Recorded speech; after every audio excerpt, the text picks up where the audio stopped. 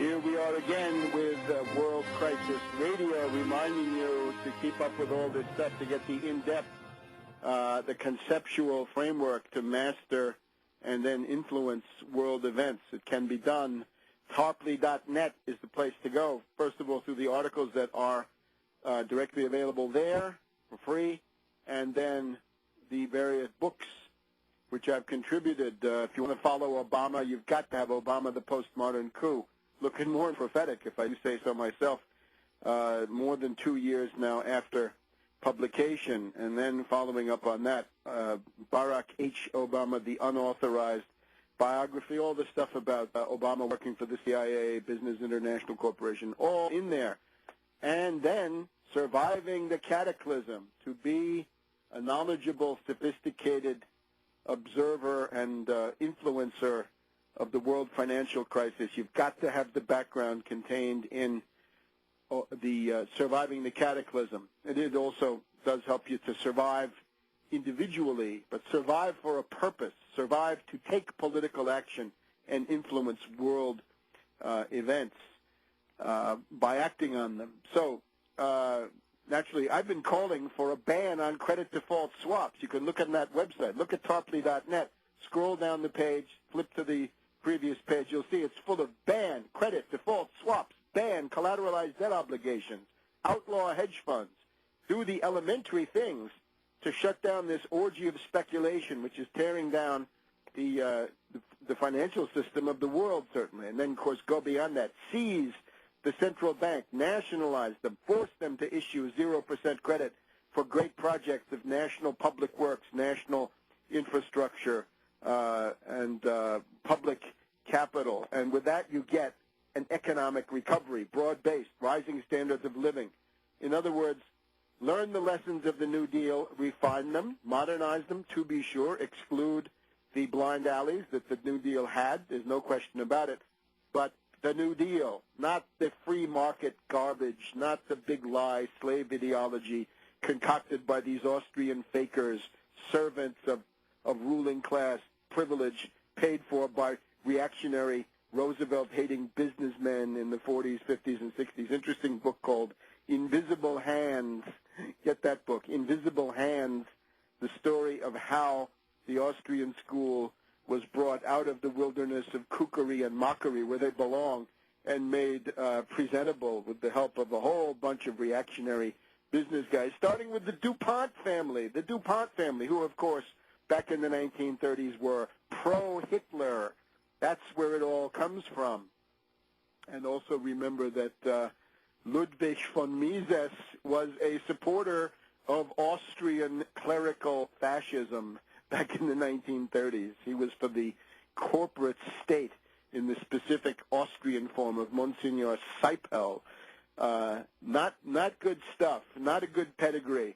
All right, so now we're back to the German measures, and this is the main contest going on in the world right now. Germany had banned naked credit default swaps on Eurozone bonds. They had banned naked shorts of the 10 largest financial insurance, reinsurance banks, investment houses in Germany. Now, Schäuble has now sent a draft bill to the Bundestag to increase the regulation on transactions which amplify the crisis, make it worse, avoid turbulence, avoid volatility. Here are the proposals. No naked shorts of any German stocks, meaning if the stock has its primary listing in Germany, then no naked shorts. You want to short it, you've got to own it. Makes it harder to short it. You've got to put up some money of your own. You can't sell it if you don't have it. The sensible rule. Even various CNBC talking heads can see this one. The German measures go on, the proposed ones now. No naked shorts of Euro government bonds. This adds to the ban on naked default swaps on those Eurozone bonds. No naked shorts of Eurozone government bonds. And thirdly, no naked shorts of the euro itself. You want to short the euro? Great. Buy it first. You've got to have it in your possession. Now, these are obviously not the measures that I would recommend. They fall far short of what I would recommend. But every one of them is a step in the right direction, and therefore it didn't take long for Tiny Tim Geithner. I turbo-taxed Tim Geithner, the tax sheet, the feckless fraud, this mockery of a cabinet official. I don't know how he hangs on. I do know how he hangs on. He hangs on as a lightning rod for criticism and attacks that would otherwise go to Obama.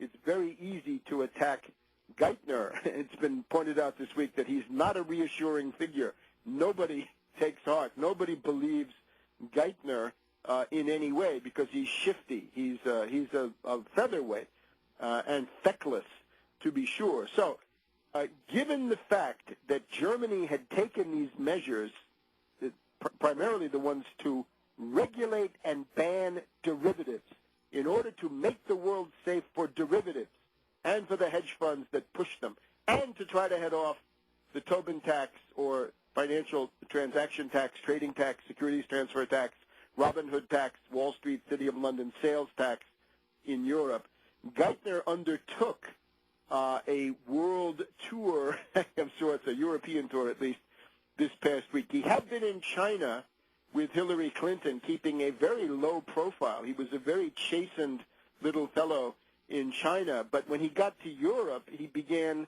pompously strutting and offering advice, the arrogance of impotence, I guess we can call it, not the arrogance of power anymore. That's long gone. It's now the arrogance of impotence. So he goes to meet George Osborne, the wealthy elitist from the British upper classes who now runs the Exchequer. The Chancellor of the Exchequer, George Osborne, the new guy in the new Tory Liberal Democrat alliance.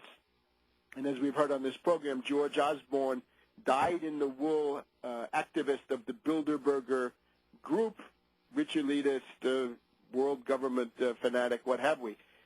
He also then meets Mervyn King, the head of the Bank of England, a very powerful and sinister force in his own right. He goes on to Frankfurt to meet Trichet, the head of the European Central Bank. He also meets with Axel Weber, W-E-B-E-R, the head of the Bundesbank, because there still, of course, is a German central bank separate from the European Central Bank, and then on to Berlin for a meeting with Schäuble. And some of these press accounts say that Geithner went to dress down Schäuble. Well, let's get real here. Geithner is a feckless featherweight. Schäuble, whatever you think about him, with his authoritarian tendencies, which come in handy here, a tough, experienced government official, and I think the inside word is that Geithner got his head handed to him in these meetings. He didn't get anywhere with Schäuble. We'll be back in just a minute.